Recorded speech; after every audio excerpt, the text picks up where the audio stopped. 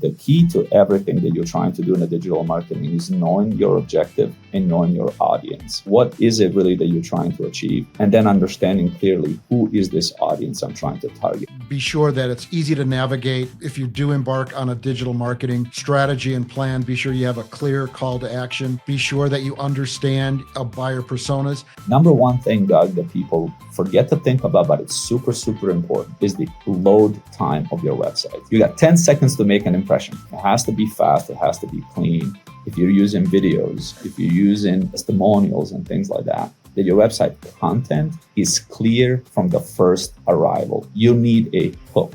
Ask what's out of the box that's offered. See if that out of the box matches what you need to get moving in the right direction, to get a true digital strategy going in a digital marketing. How can a sales organization benefit from having more leads in front of them all the time? People that it can connect with, contact with, work with. That's where the value of digital marketing for the new to file is. What is one big idea you'd like to share and leave with our SMB audience today as it relates to digital marketing? I love that you asked me for a big idea. You are listening to the Best Sellers podcast presented by Doug Dvorak, where the focus is elevating your sales boom. The Best Sellers podcast, your ultimate destination for winning sales strategies.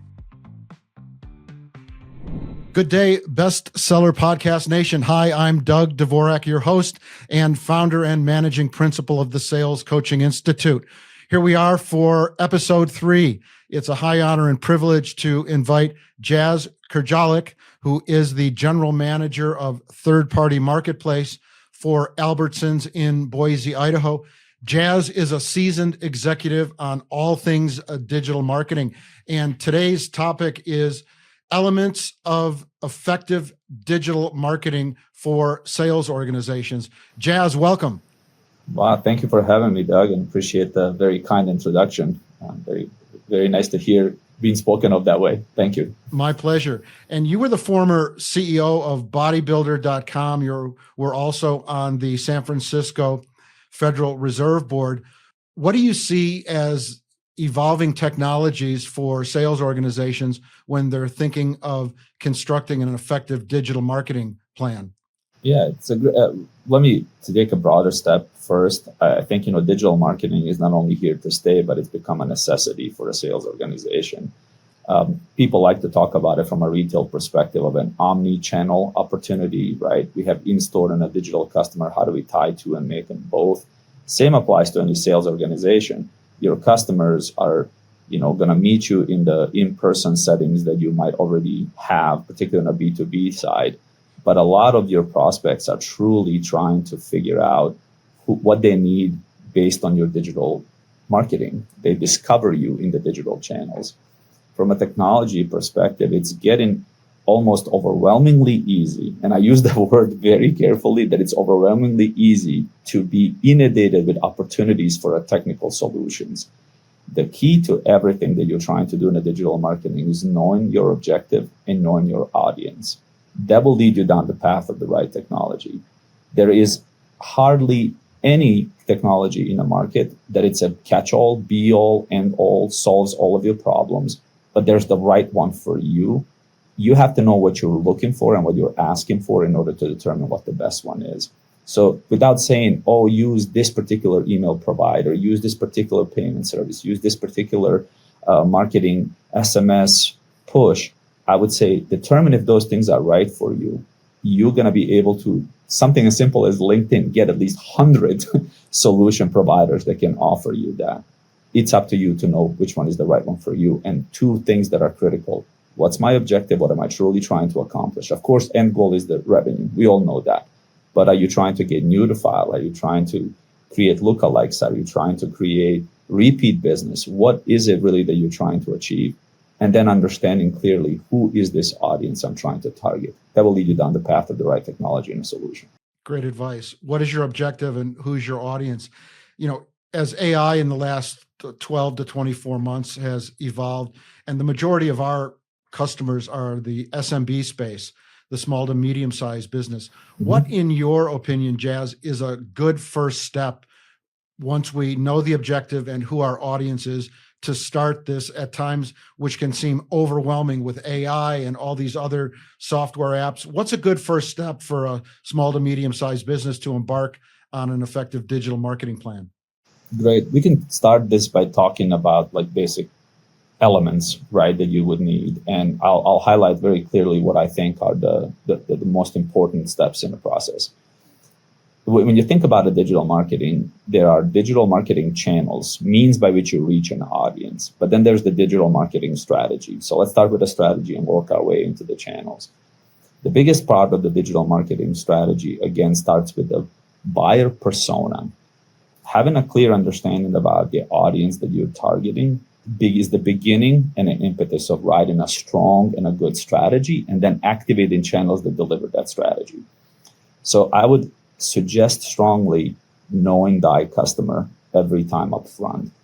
Spending a lot of time in buyer persona can be, you can buy buyer personas. There's plenty of places in the market available that you can go do that. So you can get a little bit of a broader sector, broader target. You can even work with Google or somebody like that to get a lot more of the lookalike type of features. But you need to know your audience. That will write your strategy. Digital strategy can have two components to it.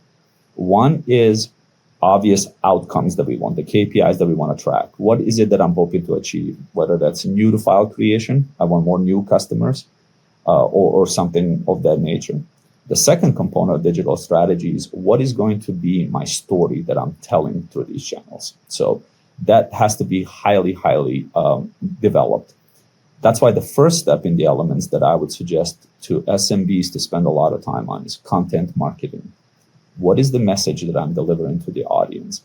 A lot of times we think that let's just go out in a social media, we'll put stuff out there and hopefully it will, catch somebody's eye and work on it. That content marketing has to be the flywheel motion that creates a lot of value for you.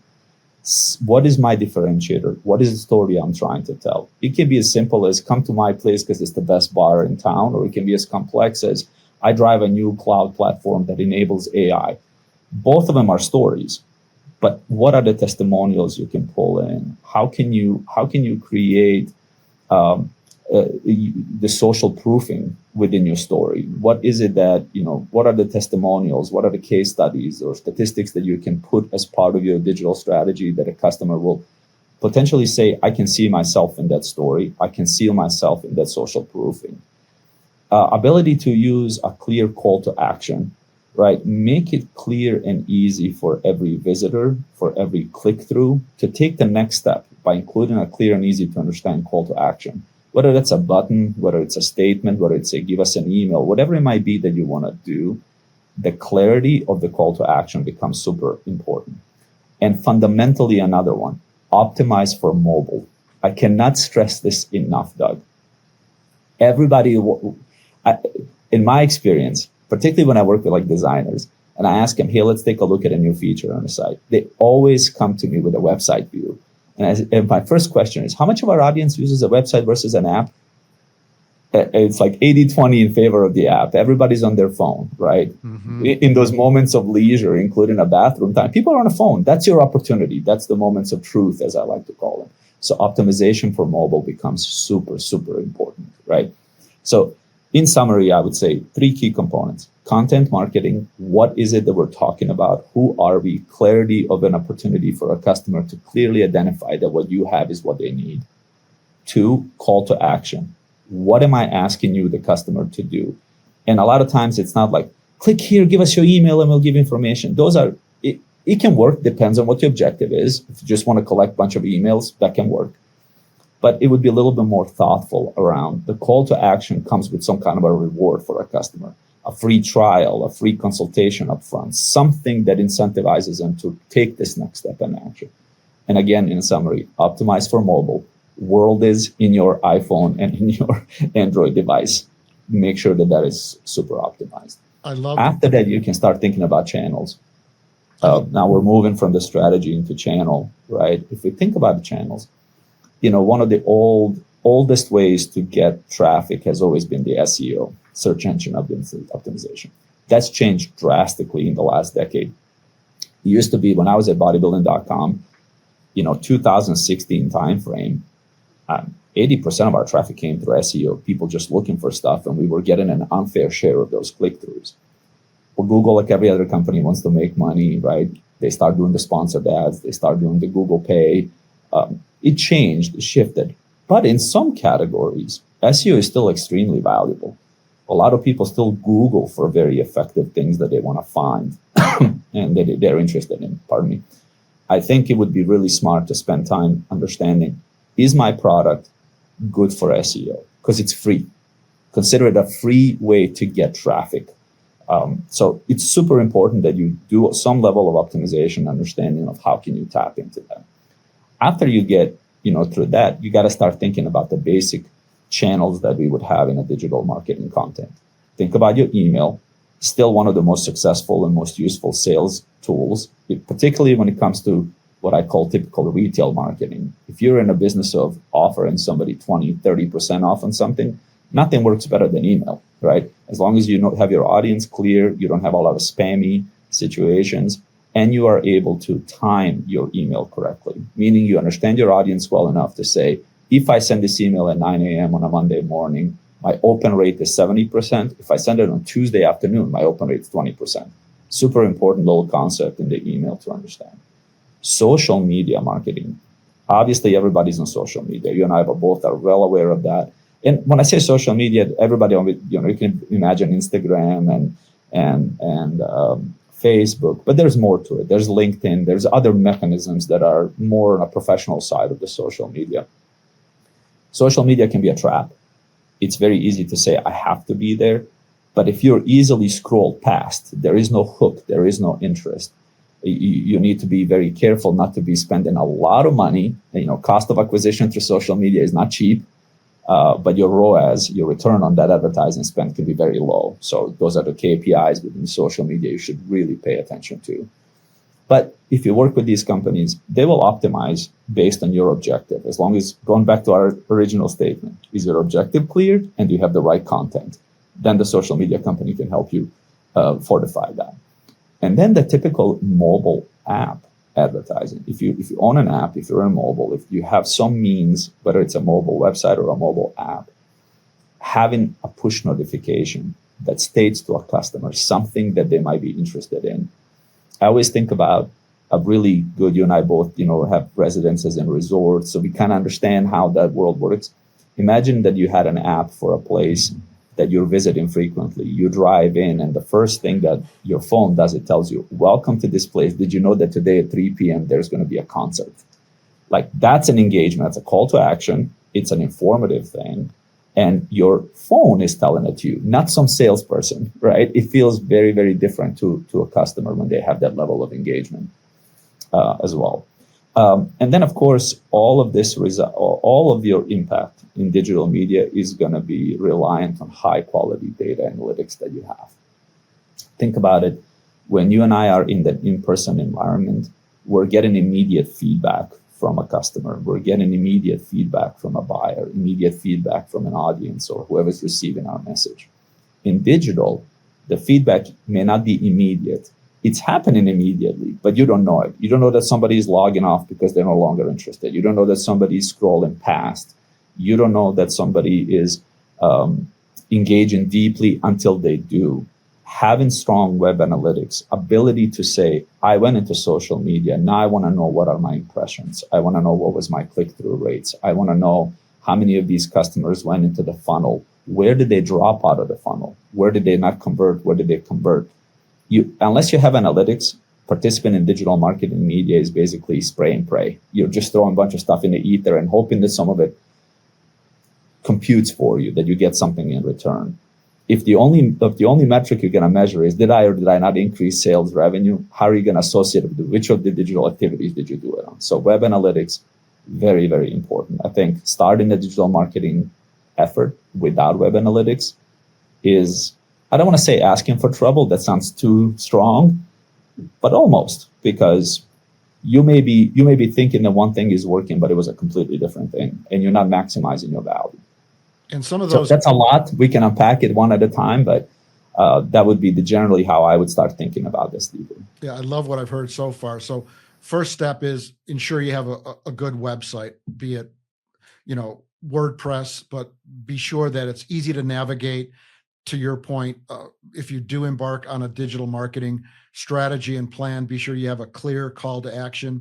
Be sure that you understand a buyer persona or buyer personas, and those can be bought or through Claude or Chat GPT. We use that with our clients to research a specific buyer persona in industry by title. So Chat GPT and Claude, I've just started using Claude. It's awesome and it's free. So have a great understanding of your buyer persona, then align those channels with the buyer persona, and then have some analytics or metrics.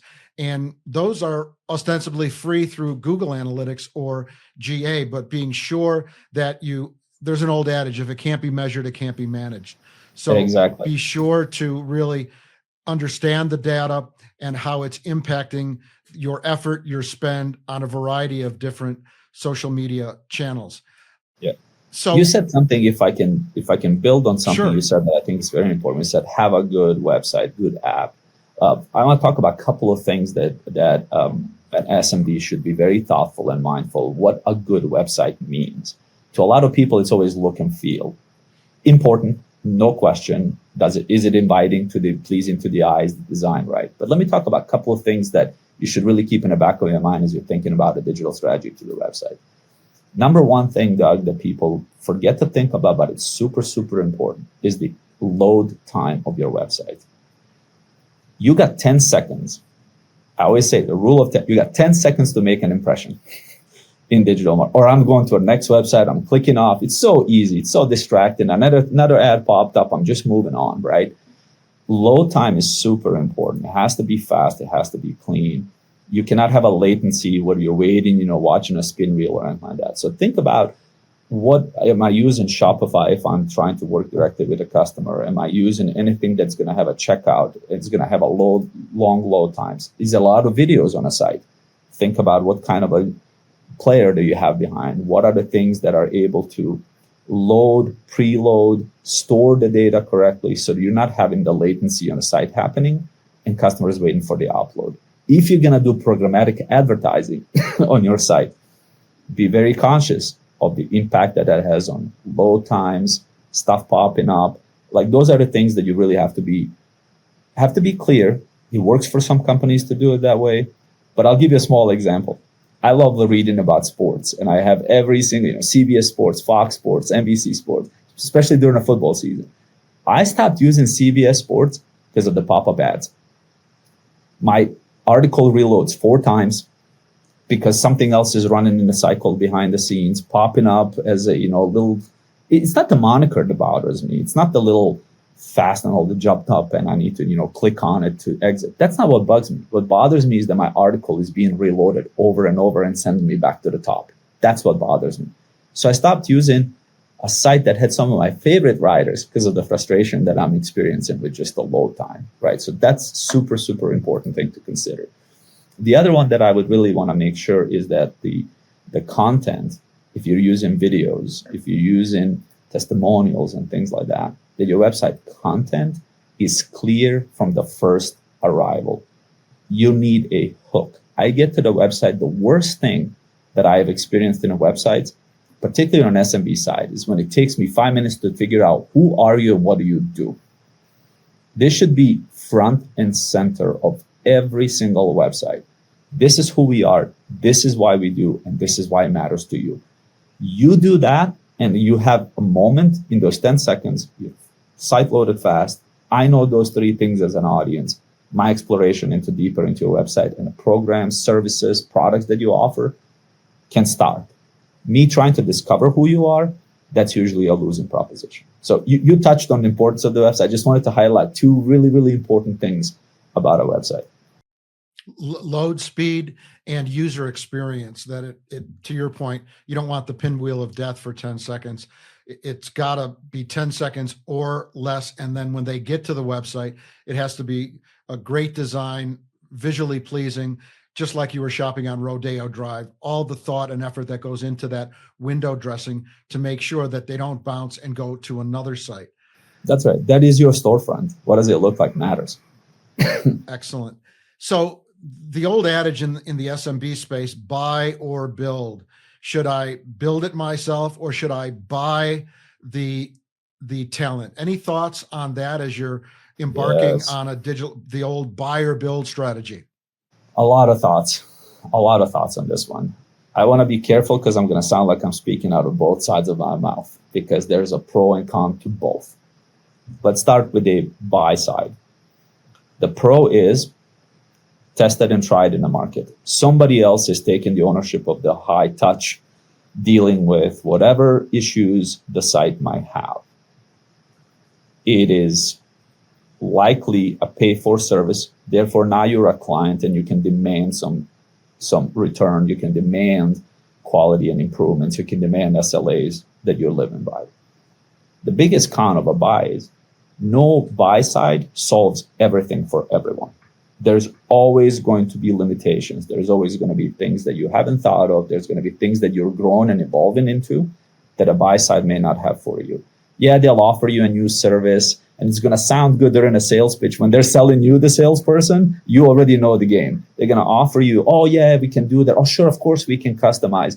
What's not shared up front is the cost of customization, time of customization, and the impact on all other features that you have already loved. So you customize one thing and next thing you know, you can never leave this platform because that customization is now essential. And you have a challenge of saying, hey, I can no longer work with you because, I don't know, maybe you failed me on other SLAs, but you have this one customizable thing that I can no longer live without. Now you're a captive audience of that buy side. That's kind of the small, quick pros and cons. On a buy side, the pro on a build side, the big pro is you're building to your customers, to your specifications, right? You can really be as precise as you want to be about things that matter to you. The con, unless you really have an amazing group of developers working for you, you're going to be outsourcing development to somebody else. I'm assuming that as an SMB, you don't have 50 coders sitting on the side waiting for you to ask them to do something. I'm going to go and assume that that's not in a budget, right? I think Correct. It's a fair assumption. Therefore, you're hiring, again, a third party to do this for you. That process can be long RFPs. It can be costly. It can be very, very expensive, particularly based on what you want to do. So we all have an idea of how we want to serve our customers the best, but translating that into digital experience can become very expensive. All right. Oh, wouldn't it be awesome if this is geo-fenced? That when the person is in travel into Croatia, right? You know, where I'm from, our service would, translate directly for them into Croatian. Well, yeah, sounds great. Well, what would it take to actually execute that, right? And you start peeling the layers of onion on what does this code need to do? Do I have the rights in that country to do it? Do I have this? Do I have that? Ends up being a $300,000 opportunity for 5 customers that may or may not ever go to Croatia, right? So it sounds good, but you have to be very careful about the time, the customization, and the cost associated with both of those things. You're likely outsourcing it to somebody anyways. If you're asking me, what do I do when I'm going into this world? I would say start with buy. Start with the buy side. Don't get too customized. Ask what's out of the box that's offered.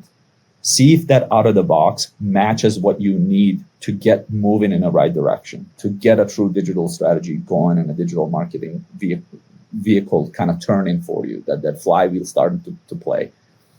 Don't over customize too much with the buy side until you know for a fact what is going to work for you. Going back to our KPIs, you can see what's driving KPIs. You can see what is moving the needle. Now you can start thinking about customization, and you can ask yourself, is it something that that I can offer the buy side to be the beta for them to customize this so now they can sell it to their other clients? That's the way to control the costs. Maybe your platform provider is going to be willing to give you a discount because you're going to beta for them something that's going to be a new service they can sell to others. Does that make sense, Doug? That's the way I would think about it. Perfect sense, especially for our SMB space. A lot of these owners or executives are wearing multiple hats. So start small, start on the buy side. And a great resource, as you know, Jas, is Upwork. And the global talent that is available for websites, SEO is just amazing. Upwork is a great site, upwork.com.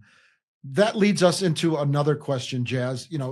There's sales and then there's marketing, and sometimes they're not on the same page. Sure. How can sales teams and digital marketers collaborate effectively to ensure alignment and maximize the impact of digital marketing efforts? Okay, so two things we're not going to talk about but are important to this conversation. One's going to be the culture of the organization that you have. I don't know what yours is, right? Some cultures are very hard to create a relationship between sales and marketing. For whatever reason, there is this idea that one is an expense and the other one is a revenue. We all know and love our salespeople view themselves as a profit center. I brought the revenue in.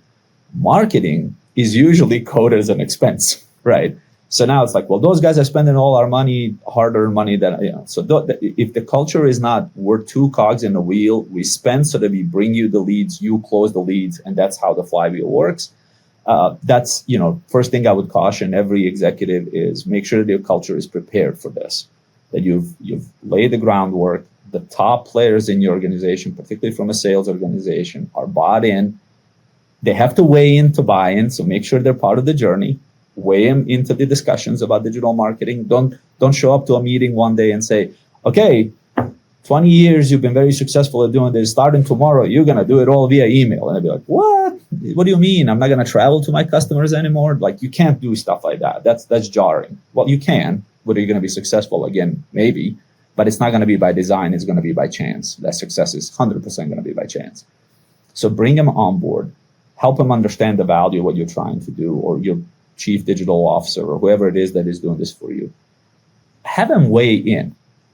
Ask their perspective on what tools from a digital marketing would be helpful to them to do their job. Once people weigh in, they can buy in.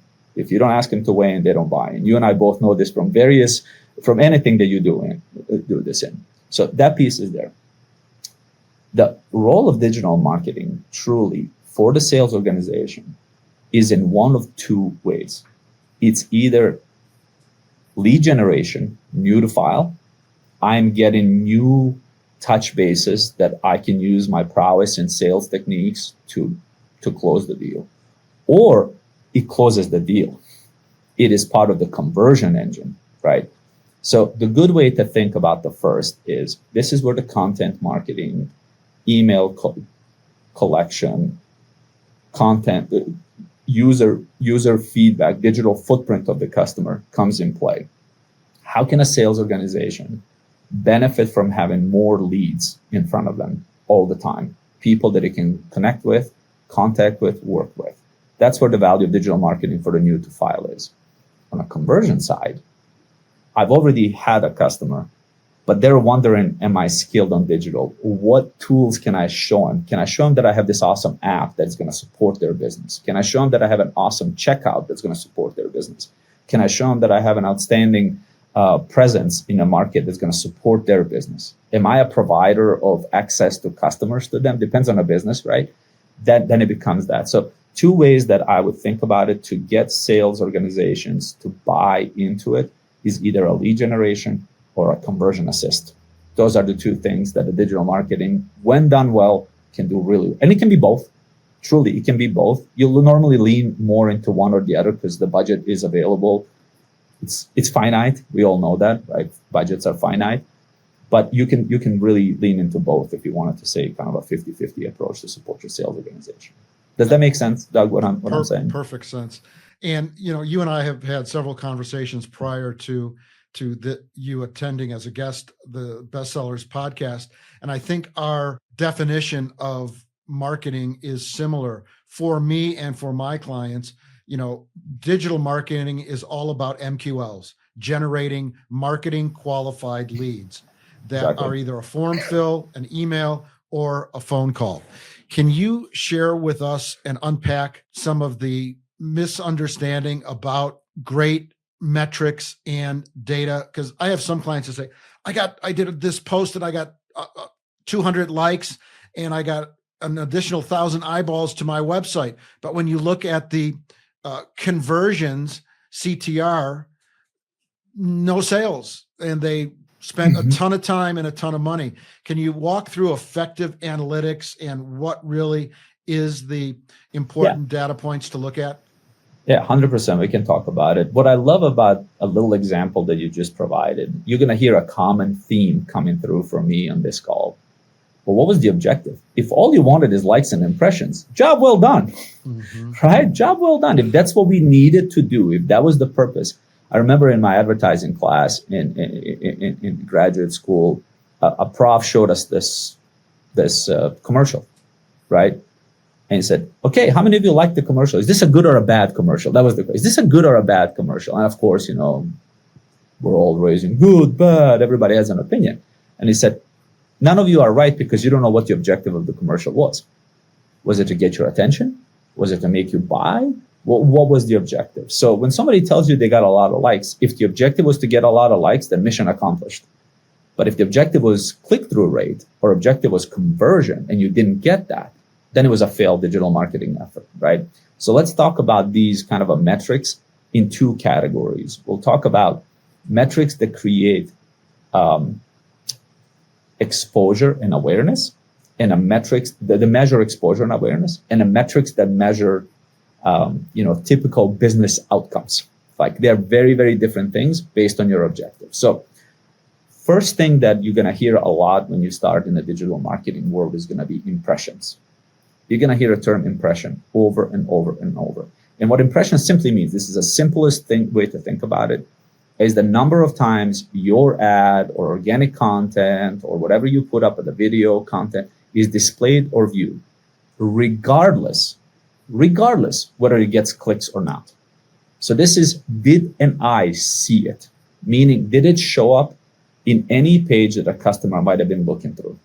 So I'm pausing on this one for a reason, Doug, because you're going to hear an ad agency sell you number of impressions. You got 10,000 impressions, SMB. You should be very, very happy with me and pay me my bonus because I got you 10,000 impressions. If that was an agreed upon metric, that just means we're creating exposure and awareness for your brand. You now, as an SMB owner, are available to the world as a billboard. They drove by, they saw it, they didn't necessarily take an action, but they stored it in a psyche, right? Deep down in the id, I remember that I saw that brand, or I heard that name, or I heard something. It can be valuable. This can be very, very valuable. Think about great advertisers in our economy. Pepsi, Coca-Cola. It's all about impressions, right? They know you're going to buy Coke. The outcome is just, can I stay top of mind as the newcomers come in? Let's just make sure that awareness of this name continues to be part of the equation. So that's at the highest level. You have impressions. You can get impressions through the channels that we talked about. SEO, display, social media is great for impressions. People scroll by, but they kind of remember that they saw something, particularly if it was an inviting content. It was cool, right? So that's a big one to always talk about. The next one is, you talked about it, like it's click-through rate. Okay, great. I got my impression. But the real objective for me is for somebody to click on this. I want them to go deeper, one level deeper. Click-through rate. Did they see my ad and then decided to explore more about my ad? So I got 10,000 impressions, but I got 100 click-through rates. Is that a good ratio? Depends on what you want to do. For some businesses, that's an excellent ratio. For others, it's a terrible ratio because they're about a transactional model, not about awareness model. Click-through rates are probably the first metric you're going to look at, where you're going to start measuring cost of acquisition against your return on advertising. So if nobody's clicking through something, no add to cart is happening, right? I'm going to get to add to cart. I'll probably jump a little bit sooner. Click-through rate is, I saw your ad, I saw your message, I saw your post, I clicked on it to learn more. All right, that's, I would say to a salesperson in an SMB, I would say that person is starting to qualify themselves. They're starting to be a qualified lead, so click-through rate becomes super important. The next level in a funnel from click-through rate is going to be product awareness. Now they're down at the exploration of the product. They're clicking through to the pages that are selling them something. There's a call to action. Get a free trial. Leave an email and we'll send you a free brochure. Whatever it might be. How many of them are doing that add to cart? And I'm calling it add to cart because that's normally a typical retail term. In this case, it can apply to call to action click through, right? So I've done something as a customer. I've qualified myself that I'm interested in learning more about your product and a service. You want to know how many of those add to carts, how many of those click to actions have you received? Then the last set of metrics are, was this effective or not? Did I get an ROI that I anticipated? How much did you pay to get impressions? That becomes then return on advertising content. Am I getting the impressions? Click-through rates, another ratio. Click-through rate against the conversion that I wanted to have. Add to cart and a final receipt. Those are the two metrics that you're going to measure. The final receipt divided into number of impressions is going to give you a return on advertising spend. Did I get the return that I desired out of it? And what that metric is, what kind of expectation you should have on it. You work with your provider on what would be the general standard for this, what's acceptable to you.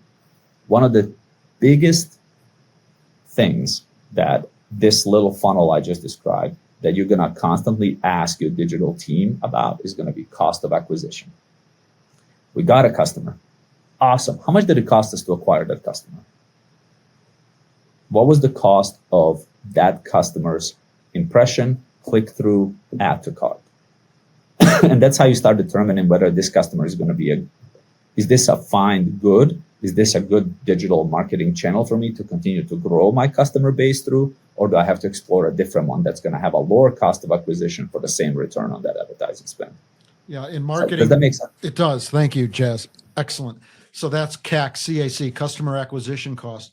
But before I ask you to expound on customer acquisition cost, in marketing circles, marketing consultants say that a company should spend anywhere from 1 to 5% of total revenues per year on marketing. So if I have $1 million business, 10,000 to 50,000, can you share with our SMB listeners what is a good ratio of a marketing budget based on $1 million business on a percentage? And of that, how much should be digital? That's a great question. I hate beginning everything with it depends, right? Because I don't know the size of your business and a stage in which your business is in. So let me start with stages of the business. You are a startup. The whole world of startup is about, I got to get recognized and acquire customers. You could have the most brilliant idea in the whole world. If nobody saw it, if nobody's buying it, it's just kind of a baby tiger that dies on arrival. Your digital marketing spend and the general spend should be upwards of 20% of your expenses. Wow. You are trying to gain traction in a space. Now, I don't know what your funding is. Maybe you don't have 20% to give. But the message is, go as high as you need to and you can afford to in order to generate customers. Assuming that you've done, that your objectives are clear, assuming you know the audience you're targeting, assuming you've done all the work that we talked about earlier in our work. I'm not suggesting just spend willy-nilly and hope, send a bunch of money in the ether. No. Take in consideration everything we talked about up to this point. If you're in a early stage, you really need to be maximizing the amount of marketing dollars. Digital marketing in today's world, if you want to touch an omni, is an important part of the whole equation. A lot of the buyers in the market will discover companies on a B2B side through social media. LinkedIn's of the world is, I call it the biggest dating site that nobody ever knew about, right? Nobody calls it a dating site, but that's really what it is, right? And it's dating between the buyer and a seller almost every single time, right? There's a lot of opportunity there. So think about it, that is if you're in that stage. If you're I'm in a growth stage and I have gained some traction, you start thinking sub 10% type of an investment because you're now trying to maximize dollars. It's no longer about maximizing the amount of audience so I can decide what's a good audience for me. I'm not learning that anymore. I'm kind of already starting to feel who my audience is. And the quality of that audience now matters more than a quantity. So you're spending under 10%, but you're being very highly qualified. You explore the right channel for you. You're measuring cost of acquisition and ROAS strongly on that channel, and you're maximizing that channel. When I was at bodybuilding.com, our email channel was so effective, right? Because we know if we send that email, first thing Monday morning, by lunch hour on East Coast, people are going to be thinking about starting their workout week, right? Everybody starts working out on Monday. I don't know why that is, but there's something magical about Monday, right? And they're going to open that at lunch. And if it's a 20% offer for a supplement plus an awesome content on where to begin their workout, we can see a lift of 50% in sales for a 3-hour period based on that email, right?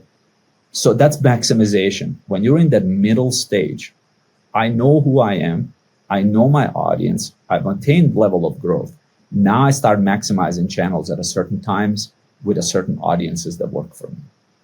And then the last stage is I'm a fully developed company. I'm a cash cow, right? Growth is going to be hard. Like there isn't a whole lot of customers out there that I can gain into my business. Now, no CEO ever wants to admit that they run that kind of business. But let's be honest, they exist, right? Yes, Those businesses. You're down in a 1-2%, but what you're trying to do now is a repeat behavior and as customer sustainability. Don't leave me. Don't substitute me.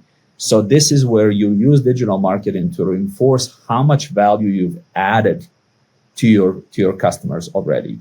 This is a great marketing effort when you start talking about, in the last year, we've saved all our clients 20% by doing X. In the last year, we've increased our clients' sales by 20% by doing X. You're now reinforcing the reason to stay with me. How do I remain a cash cow? How do I remain a big part of the ecosystem that these customers are part of?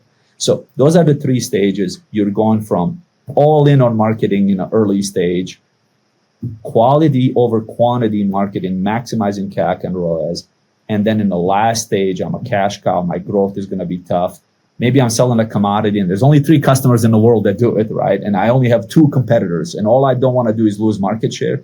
That's when it becomes about reinforcement of use cases, a reinforcement of reason to believe in me, reinforcement with those customers. And you constantly remind your customers not to leave you because of the value that you're bringing to them.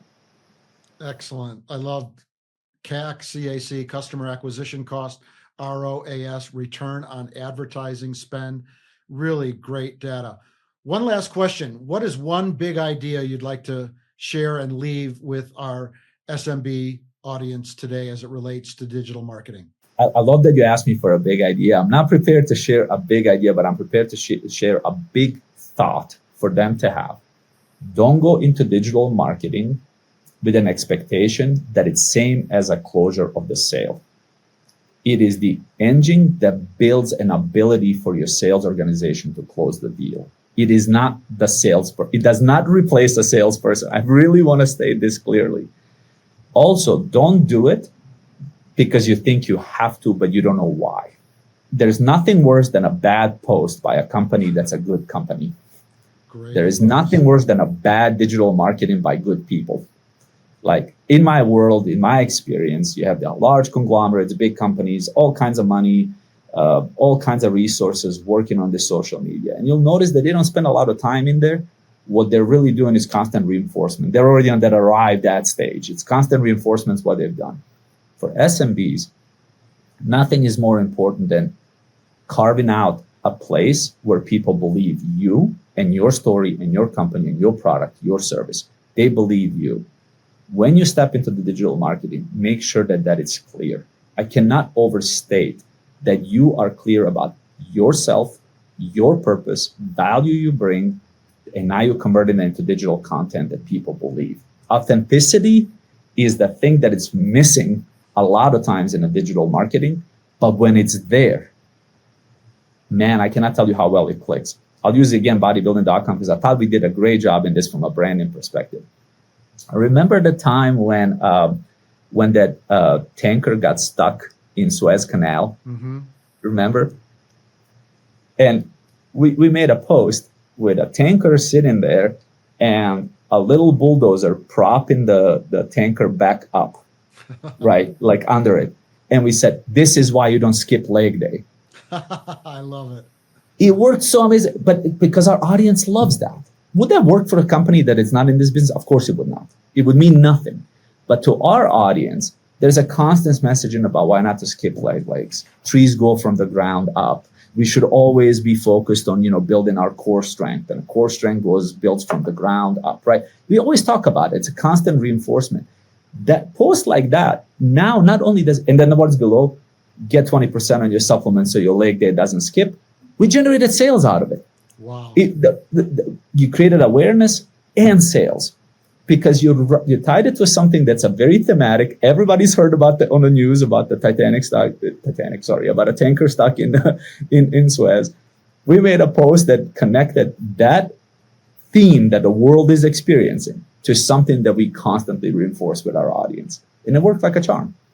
But that's being connected deeply to that audience, being creative, being authentic, being original. That post, however long it took, obviously generated the top line, impacted the top line and the bottom line. So get created. Excellent. It's been such an honor and privilege to be with you, Jas. Our guest is Jas Krdzalic. He is the general manager of Albertsons Digital Marketplace.